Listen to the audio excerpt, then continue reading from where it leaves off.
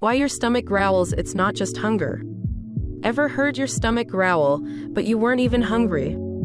That rumbling sound, it's not your stomach begging for food. It's actually a process called borborygmi. Yeah, that's a real word.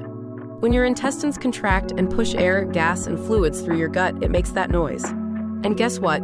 It happens all the time, even when you're full. You only notice it more when your stomach is empty, because it's louder. So next time your gut grumbles in a silent room, just smile. It's your digestive orchestra doing a sound check.